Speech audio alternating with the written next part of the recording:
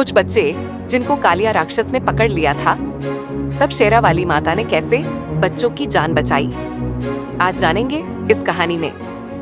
नमस्कार दोस्तों, एक नई कहानी लेके आए हैं आपके लिए। अगर कहानी अच्छी लगती है तो लाइक का बटन दबाएं और चैनल को सब्सक्राइब भी करें। तो चलिए कहानी को शुरू करते हैं। एक बार की बात है, एक छोटे से गांव में एक लड़का राहुल अपने दोस्तों के साथ खेलने के लिए निकला। वे खेलते खेलते गांव के बाहर एक पुराने महल के पास पहुंच गए। महल के बारे में गांव में कई डरावनी कहानियां थीं, पर राहुल और उसके दोस्त इन बातों पर विश्वास नहीं करते थे। वहां पहुंचकर बच्चों ने शरारत करने का मन बनाया। वे महल के बाहर की टूटी फूटी चीजों को उठा उठा कर फेंकने लगे और जोर जोर से हंसने लगे। महल के अंदर से डरावनी आवाजें आ रही थीं, पर वे उसे नजरअंदाज कर रहे थे। थोड़ी देर बाद उन्होंने महल के अंदर जाने की योजना बनाई, यह सोचकर कि उन्हें और मजा आएगा। जैसे ही बच्चे महल के अंदर पहुंचे, चारों तरफ अजीब सन्नाटा था। दीवारें टूटी फूटी थीं और हर कोने में मकड़ी के जाले फैले हुए थे। अचानक बच्चों को भारी कदमों की आवाज सुनाई दी। उन्होंने घबराकर एक दूसरे को देखा। तभी उनके सामने एक बड़ा और भयानक राक्षस कालिया प्रकट हुआ, जिसकी लाल जलती हुई आंखें और मोटी आवाज ने बच्चों को डरा दिया। वो गुस्से में दहाड़ते हुए बोला, किसने मेरे महल में आने की हिम्मत की? अब तुम सब मेरे शिकार बनोगे। बच्चों की शरारत अब डर में बदल गई थी। राहुल और उसके दोस्त अपनी जगह से हिल भी नहीं पा रहे थे। कालिया ने अपने बड़े बड़े हाथों को फैलाया और बच्चों को पकड़ने के लिए आगे बढ़ा। लेकिन तभी जंगल में एक तेज गर्जना सुनाई दी। सभी ने उस दिशा में देखा जहां से रोशनी आ रही थी। अचानक एक छोटी सी लड़की शेर पर सवार होकर प्रकट हुई।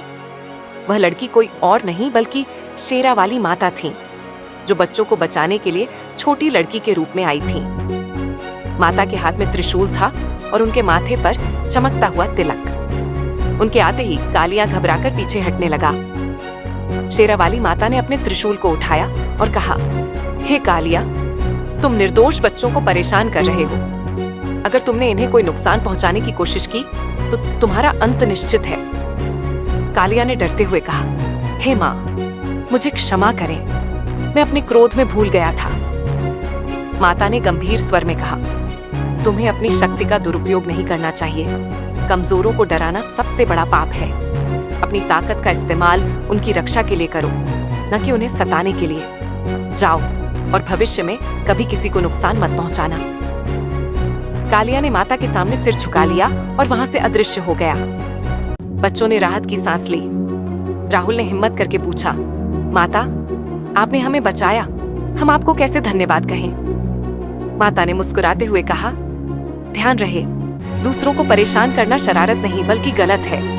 असली वीरता तब है जब तुम दूसरों की मदद करते हो, न कि उन्हें नुकसान पहुंचाते हो। हमेशा दयालु बनो और कमजोरों का सम्मान करो।